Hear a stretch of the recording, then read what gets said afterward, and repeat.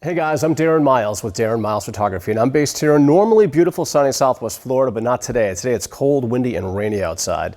But this is the 90mm f2 lens from Fuji for APS-C cameras like the XH1 that I haven't made it to here. And this is a relatively light, amazingly sharp, and compact portrait lens for FujiFilm cameras like the XT and X8 series, and it's a beauty. We're going to spend the next 10 to 12 minutes to find out just how great this portrait lens from Fuji really is.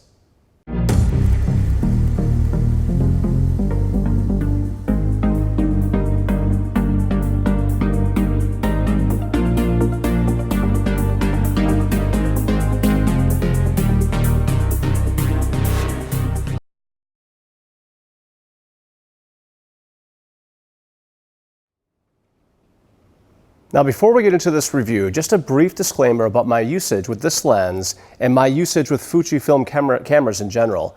Fuji sent me this lens and the XH1 a while ago to review, and truthfully, I've been swamped with work. I admit, a great problem to have, and I haven't really had the time to do a lot of lens reviews, you probably noticed on my channel, but I'm glad to have the opportunity to finally record this review about this specific lens.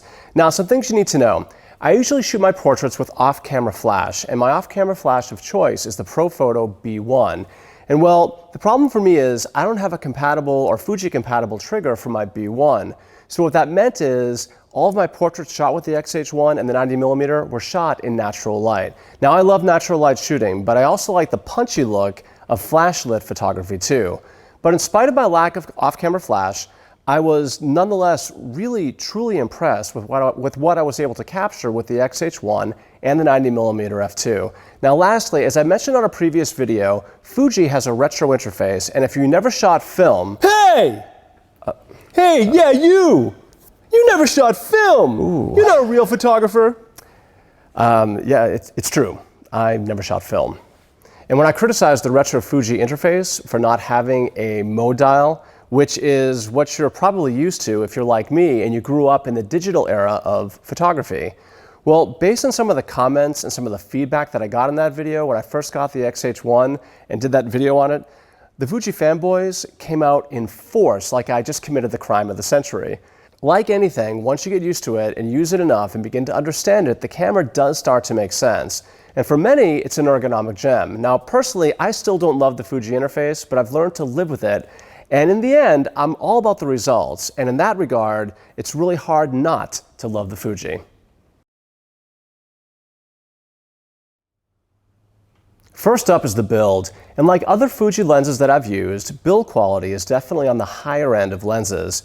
Coming in at 1.2 pounds or 540 grams, the 90 isn't light, but I wouldn't call its weight a burden either. And it's really well balanced with the XH1 that I've been using it with. Like many of the Fuji lenses, there is a dedicated aperture ring in addition to the standard focus ring. The aperture ring has an audible click, you can probably hear that, as you move it from one setting to the next. Now, this can be a problem for video shooters, as a mic, if it happens to be close by, may in fact pick up that clicking sound. The focus ring, on the other hand, is just butter. I mean, this thing is smooth as silk with the ideal amount of resistance, just oozes quality from this ring. Now on the inside, there are 11 elements arranged in 8 groups, and included in that formula are 3 extra low dispersion elements to reduce color fringing and chromatic aberrations in order to provide greater clarity and color accuracy. Now Fuji has also applied a super EBC coating to individual elements to reduce lens flare and ghosting for improved contrast and color fidelity when working in strong lighting conditions. Now I've heard similar claims before from other lens manufacturers, but this color fidelity thing, this kind of appears to be a pretty big deal. Fuji has outfitted the 90mm with a quad linear motor AF system, which delivers smooth, near-silent performance, which according to Fuji, is beneficial for video applications, especially when you're working in those noise-sensitive environments. Fuji has also sealed the lens with 7 distinct weather seals to protect against dust and moisture and to enable worry-free use in inclement conditions and freezing temperatures as low as 14 degrees Fahrenheit. It's pretty cold. Now, there are only 7 rounded aperture blades, which doesn't sound all that impressive, but in my experience, the bokeh has actually been really smooth, beautiful, and downright pleasing. Now, speaking of the aperture, it ranges from f2 all the way to f16. On paper, the 90 appears to be a physical specimen, and there's nothing really to fault here. I mean, even the lens hood is a solid matte finish grade of plastic. But what are some of the downsides of the build quality? Well, for starters, the lens doesn't have image stabilization, though many of the Fuji camera bodies have in-body image stabilization built in, like the X-H1 that I've been using. Unfortunately, it doesn't apply to the X-T2 or to the X-T3. Now, we'll get into other aspects of the lens, like AF speed and accuracy, optical quality, and value a little bit later in the review. But for build, it just doesn't get any better than this, and as such, the 90 gets a perfect 10 out of 10 for build quality. Next up is autofocus speed and accuracy. And by and large, when utilizing a portrait lens such as the 90, fast autofocus is a nice feature, but generally speaking, you're most likely going to be photographing a static subject and not chasing your kids around the house. And I found that the 90 is frankly kind of a mixed bag in the AF department. For example, when the light is good, the autofocus just snaps into position with lightning speed and agility, and it is stunningly accurate and the images are crisp and sharp. However, when the lights go down, AF kind of slows to a crawl. It's a really dramatic shift. Again, if you're subject to static, not a big deal. But if you're trying to capture your pet or your kid, that's kind of hard to do, and frankly, it's a little bit frustrating. But let me just demo the AF speed here really quickly. The beep is on, and let's focus on something that's pretty close. And by the way, the minimum focus distance is just under 2 feet away, which is kind of close or reasonably close for a long lens like this. So here we go, something close. I mean, bam, that's pretty fast. Now the light in here is good right here, but the light's not so good far away. So let's see if we can focus on something far away. Yeah, it's hunting. Let's see. Yeah, there we go. I mean, I think you can see that if the light is good, then AF speed is just awesome. But when the light's low, well, again, let's hope you're photographing a static subject. So for AF speed and accuracy, the 90 gets an 8 out of 10. So next up is optical quality and the quality of the results. We're actually filming this section of the video with the Fuji 90mm f2 and the X-H1. And in a word, the optics are stunning. I've worked with a lot of portrait lenses in my career, a lot. And in spite of my personal hang-ups with the Fuji camera's interface, and I can assure you it's me, not the camera, the results I can get with this lens are simply sublime, stellar, sharp, beautiful, yada yada yada. I can spend a lot of time heaping praise in this lens, and I really have to dig to come up with some negatives. For example, if you shoot in JPEG mode, sure, there's a little bit of vignetting at f2, but that would be a reach. The bottom line is, I'm not going to waste your time heaping praise in this thing. I'm just going to show you. The next minute or two will be a series of stills and video clips taken with the FujiFilm 90mm f2 and the Fuji X-H1 camera, and I'll let you be the judge. But to my eyes, wow, just wow.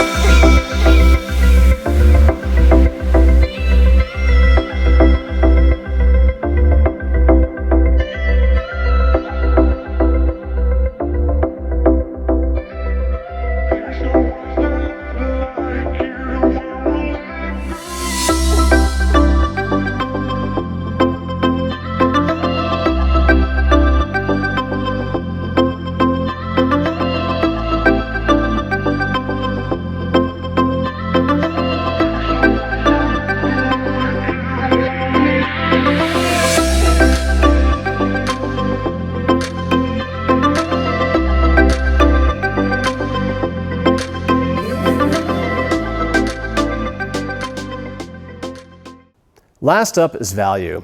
And what we have here is an incredibly high quality optic, ideal for the portrait shooter. Coming in with a full frame equivalent field of view of 137 millimeters, which by the way, I'm not sure why that isn't 135 millimeters, because 90 times 1.5 is 135. But Fuji's literature says 137. It's pretty interesting. Coming in at a list price of $949, the Fuji, by today's standards, is a moderately priced lens, especially for something with this high quality of an optic. The lens does go on sale occasionally too. Like right now, it's January 29th of 2019. There's a $250 instant savings at B&H Photo, making this lens a relative bargain at $699. That's like buying new for the price of used, because used, these things run anywhere from $550 to $750. Now, if you're a Fuji shooter and you shoot tight portraits, then I would just run out and buy one of these. Now, on the downside, like many longer lenses, there is some limited versatility here. Portraits, some sports, and maybe far-off landscapes. The other downside of note is the slow focusing in low light. Now, I'm not sure if that's the lens or this camera, but it is surprising just how much AF slows down in poor lighting conditions. The bottom line is, if you're a pro and you shoot portraits and you shoot Fuji, you need to again just run out and buy this thing. It's pretty stellar, so for value, the 90 gets a 9.5 out of 10. To wrap up this review, we gave the FujiFilm 90mm f2.R lens a 47.5 out of 50 and our highly recommended rating, just shy of our editor's choice. The final word, if you shoot Fuji and you mostly shoot portraits, lenses truthfully just don't get much better than this.